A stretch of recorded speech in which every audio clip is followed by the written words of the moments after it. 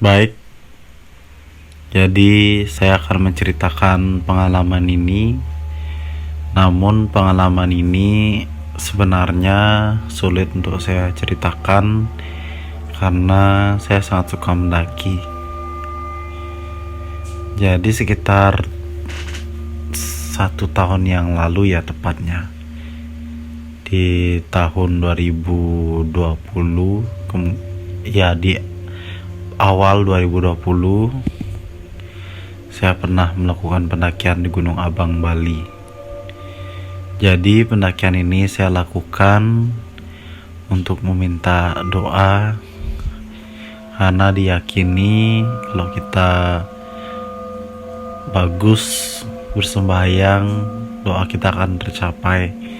Dan pada saat itu saya juga bertujuan untuk mencari air suci di Gunung Abang, Bali.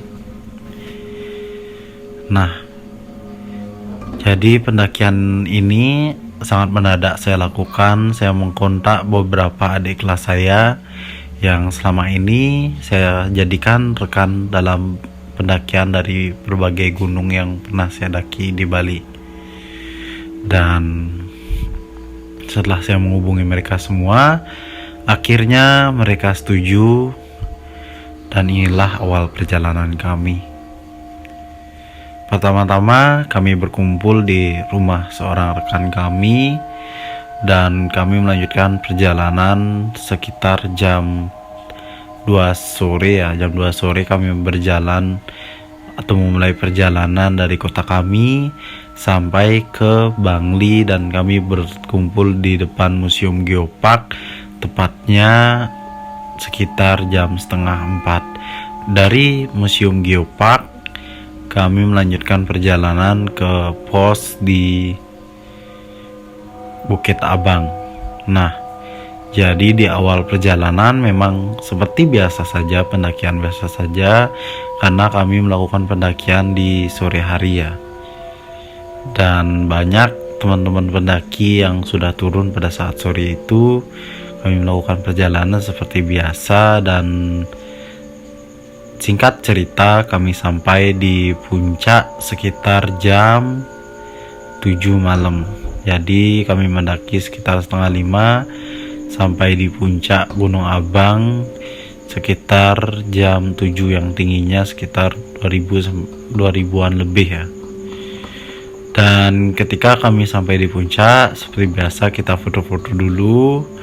Selanjutnya saya bersembahyang dan mencari air suci.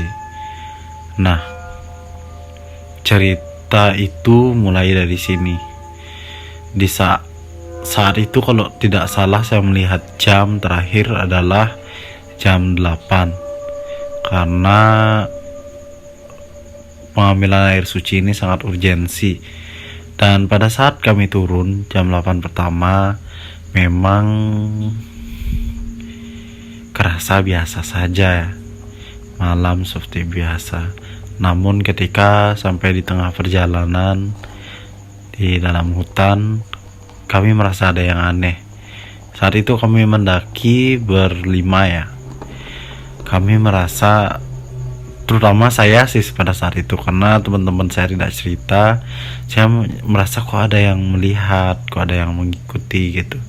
Sampai-sampai saya coba memberikan kode ke salah satu teman saya dengan kejutan alis, dan dia pun membalas hal yang sama, dan mungkin dia merasakan hal yang seperti saya rasakan.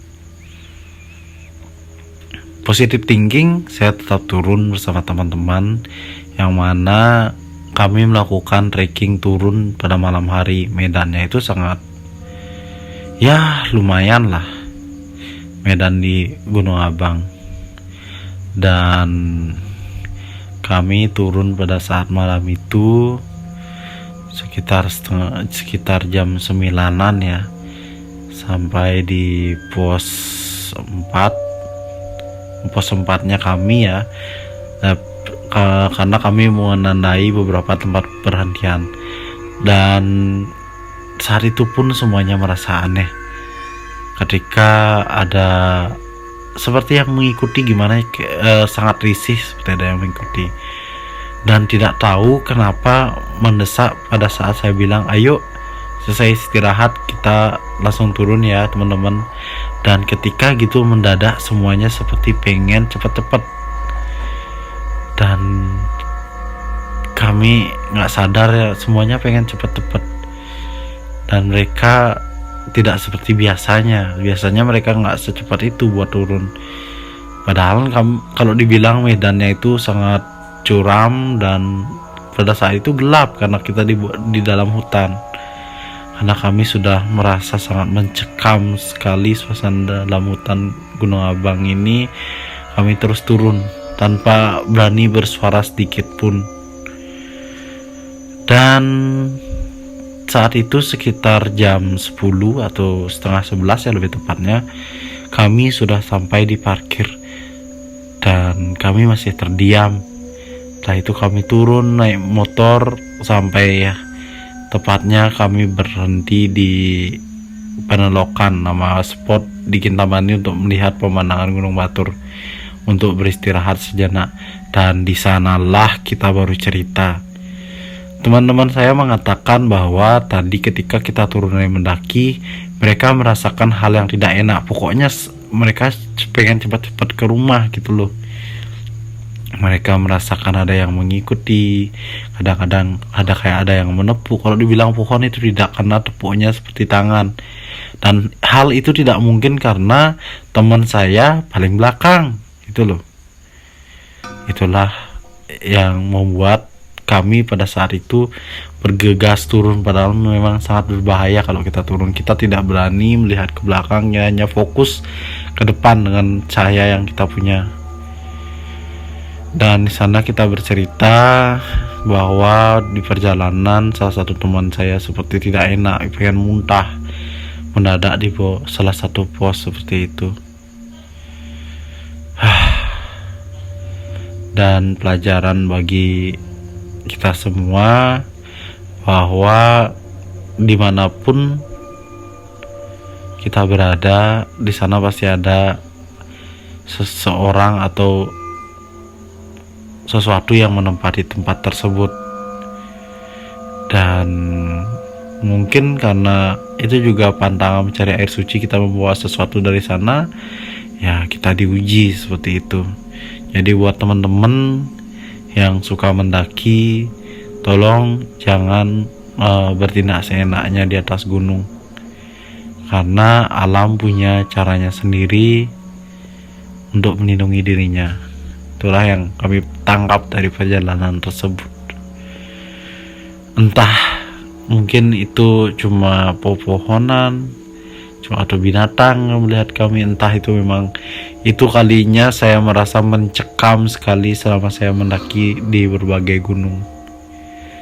Dan tidak akan pernah saya lupakan, dan ini baru saya publis di tahun 2021, yang mana hal ini terjadi di tahun 2020 di awal. Mungkin itu saja cerita dari saya, dan semoga cerita ini dapat bermanfaat. Saya harap teman-teman yang suka mendaki selalu jaga sikap, jaga alam, karena alam memiliki aturannya sendiri.